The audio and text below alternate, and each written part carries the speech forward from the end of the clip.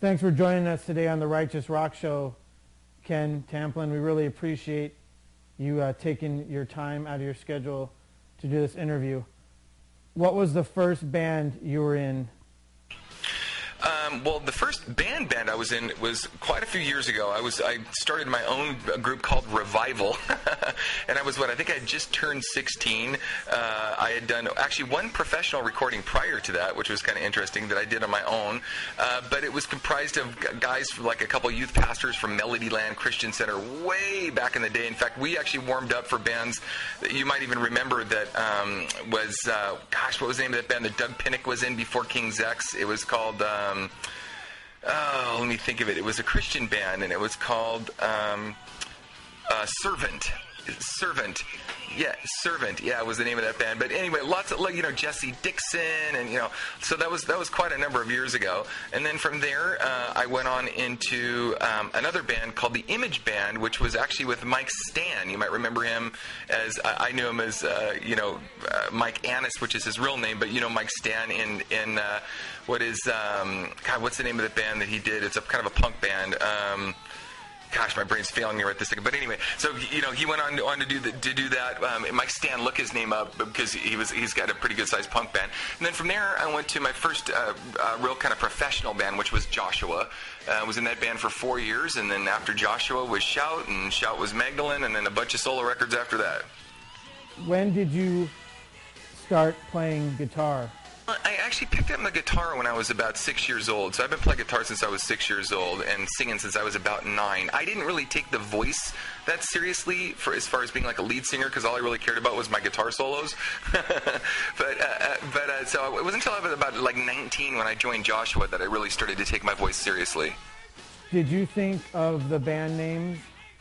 Well, actually, no. The Revival was my idea because I was by myself. I was a 15-year-old kid. But actually, Shout was my wife's idea. She was the one that originally came up with that name. It was a cool name, and we were mulling over all kinds of different names, and we liked it. Joshua was obviously his name, Joshua Parahias, or Pariah. And then the Magdalene project was actually Lanny Cordola's idea. That was his name that he liked because he thought it was an interesting example of God's grace to the world of, here's a woman that was a prostitute that God forgave, and how interesting he thought it would be to name a rock band like that. So I, those are that's sort of the evolution of the names of those bands. When and how did you meet Chuck King? Well, that's a really interesting story, and I think it deserves something, in my opinion, of maybe the most significance. When I left Joshua, and I was pretty distraught, and I'd been in the band for 4 years, and crazy hard work, but I just felt God told me it was time to leave. It was one of those weird things, and I had come off of a tour. I was dead broke, and I was hawking a wireless guitar system in a free classified ad newspaper called The Recycler, and one of the guys that called was a guy named Chuck, who said he didn't even know why he was calling. He didn't really need it. In fact, he'd never bought anything in The Recycler before he'd made the call, but he said he just felt like he was supposed to call, and I didn't know he was a Christian or anything. And so anyway, so he called, and we met up, and he said, hey, if there's any, you ever want to buy this back, I'll sell it to you for what you sold it to me for. We started talking. He was in a band called Idle Cure at the time, and he wasn't that stoked with the band, and for whatever reasons, he's still real good friends with all the guys. It wasn't no animosity with the people. It was just maybe musical and some other things. So anyway, from that, we just became friends, and we decided to start a band together, and the rest is history. So how did I come to know the Lord? Well, no, I certainly wasn't always a Christian, though I was brought up in a Christian home. Actually, the reality of it is that I picked up my first joint of marijuana when I was 6 years old, and I did my first line of cocaine when I was 9, because my older brother was actually a drug dealer, so I had access to drugs pretty readily. In fact, I OD'd clinically off the drug Angel Dust 3 separate times, 2 that were, actual clinical hospitalization kind of things. So, at any rate, but as fate would have it, I got involved in drugs. I started dealing drugs. In fact, the only reason I went to my first couple years in high school was to sell drugs, not to go to school for school.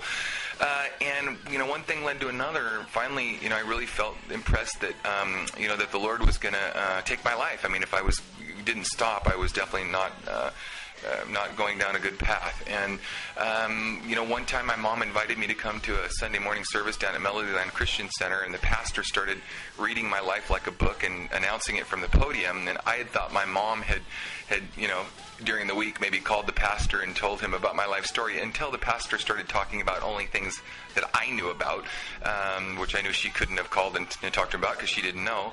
And he asked me to come forward, and so I did. I went forward, and I had the church pray for me, and from that day on, it was amazing because I had a very difficult time even taking any kind of drugs without panicking and feeling totally freaked out in a real supernatural kind of way. So with that said, too, my dad left home before I turned 13 years old.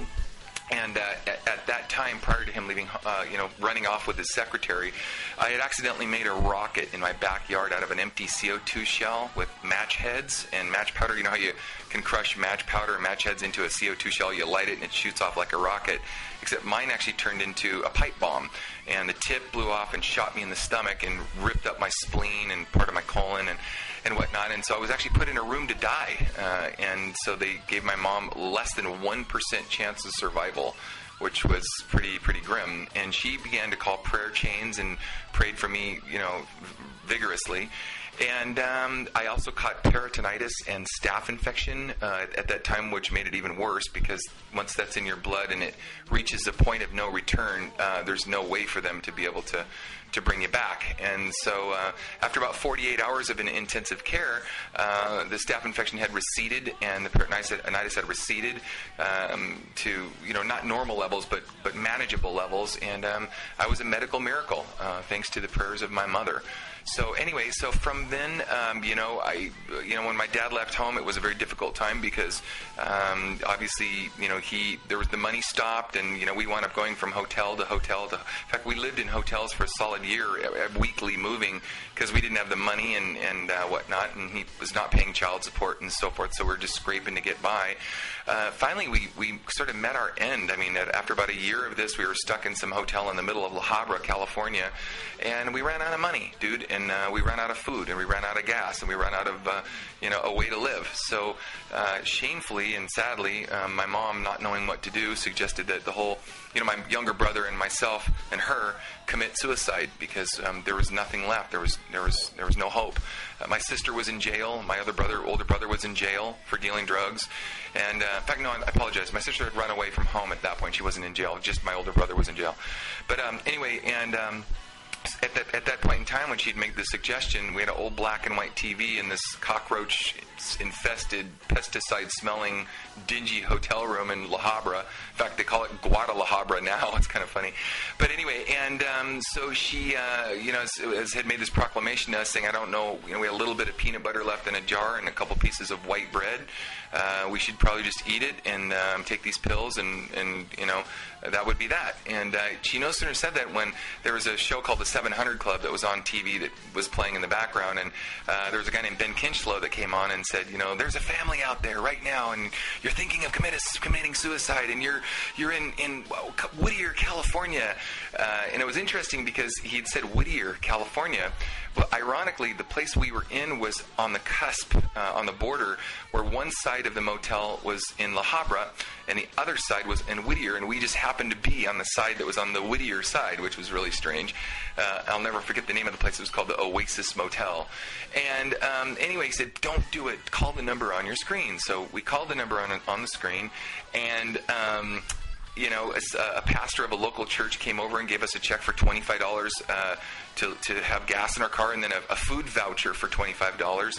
And then little by little, some things started. Salvation Army helped out, and some other things helped out. And I wound up getting a job at a very young age and started, selling carpet door to door at night and all kinds of different odd jobs to sort of make ends meet.